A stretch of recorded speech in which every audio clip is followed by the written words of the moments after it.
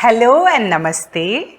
Today I want to talk to you about another living temple in Mamallapuram. It is not as unknown as the Adivaraha temple I spoke about last week, but it is not a regular tourist destination either. It is an ancient Vishnu temple built by the Pallavas. However, it does not look like the other monuments of Mamallapuram because the Cholas, Vijayanagara rulers and Nayak rulers made additions to the original temple. It looks like a traditional structural temple with gopurams and vimanams. It is one of the 108 Divya Desams of Mahavishnu. It is the 64th Divya Desam mentioned in the Divya Prabandham. There is something very unique about this temple. Take a minute to recall all the reclining Ranganatha Swamis you have seen. He is usually lying on a huge serpent called Ananta, which serves as his bed with multiple hoods of the serpent over his head. There is Brahma emerging from his navel. The goddess Lakshmi is seated near his feet. In this temple, Ranganatha is devoid of all these features. He is lying on the floor. That is why he is called Stalashayana Perumal, meaning the Perumal who is lying on the ground. There is no Brahma emerging from his navel. Near his feet you do not find goddess Lakshmi. Instead you find a man standing with his hands folded in Anjali Mudra. Who is this person?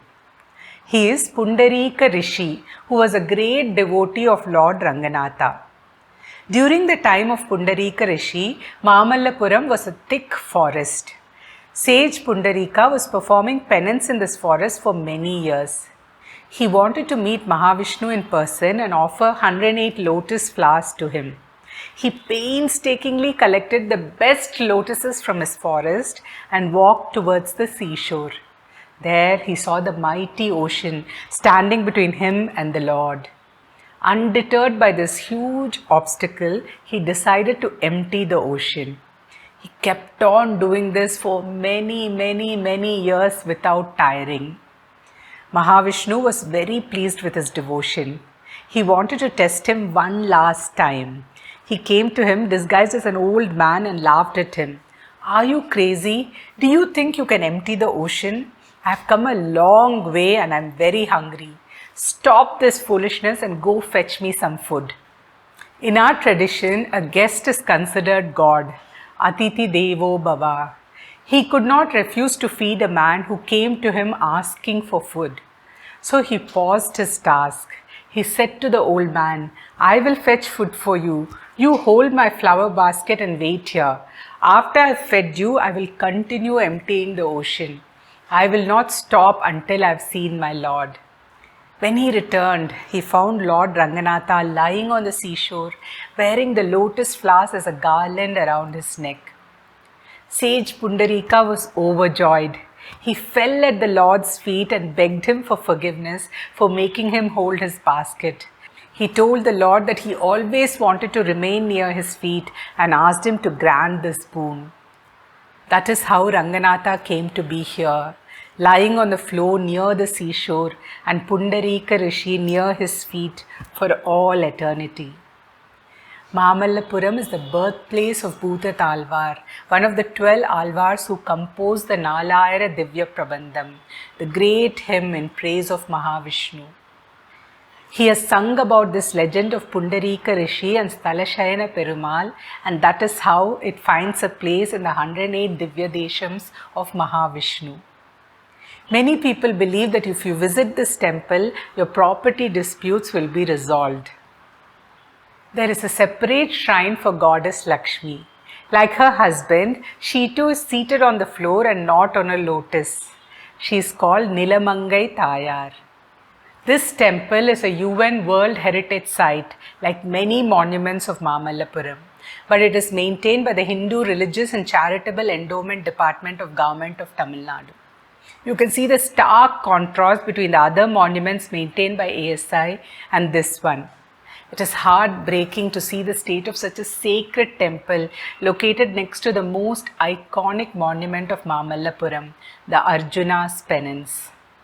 This is not the only Ranganatha in Mamallapuram who is reclining on the floor. There is almost an identical Ranganatha in the shore temple. Every visitor to Mamallapuram visits the shore temple. With its twin towers and the ocean waves kissing its walls, it is in many ways a symbol of Mamallapuram. There are two Shiva temples here, one facing east and another facing west.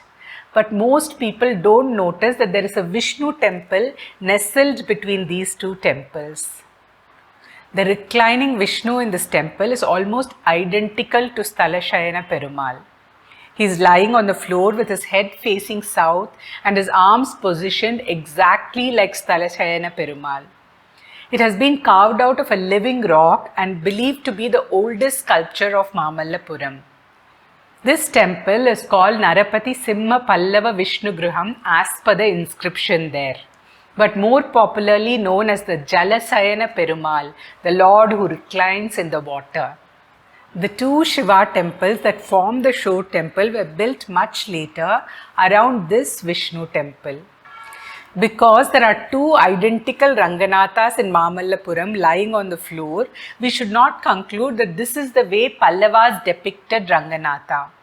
Maybe the Pallava style did not include the snake bed. That's not true. There is a third Ranganatha in Mamallapuram itself which is different. Do you remember the Mahishasura Mardini I spoke about last week? In the same cave, there is a beautiful Ranganatha reclining on his snake bed. It's an exquisite two-armed Ranganatha with an elegant Bhuma Devi near his snake bed and animated figures of the demons Madhu and Kaitaba near his feet. These are the three Ranganathas of Mamallapuram. One in active worship as Stalashayana Perumal, another hidden between two Shiva temples in the shore temple, the third resting majestically on a snake bed in the Mahishasura Mardini cave. That's it from me. Thank you for watching. Please subscribe and press the bell icon for reminders. If you're watching on FB or Instagram, please look at the comment section below for a link to my YouTube channel. Please spread the word to your like-minded people. Until next time, Namaste.